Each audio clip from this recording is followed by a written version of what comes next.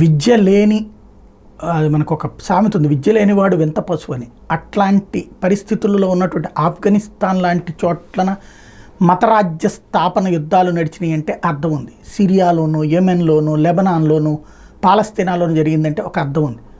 కానీ యూరప్ సమాజంలో ఇప్పుడు జిహాద్ వైపు పవిత్ర యుద్ధం అంటూ ముందుకొస్తున్నటువంటి వాళ్ళు తయారవుతూ ఉండటం అన్నటువంటి ఆందోళన కలిగిస్తుంది.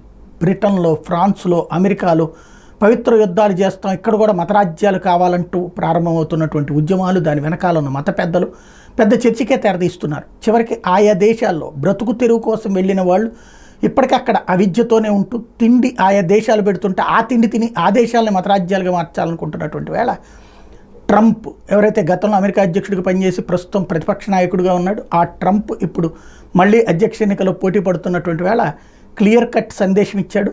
ఇలాంటి జిహాద్ని ఆపి తీరతాను, యూరప్ సమాజాన్ని కాపాడతాను అన్నటువంటి ప్రకటన చేయడం అన్నది కీలకమైన అంశం.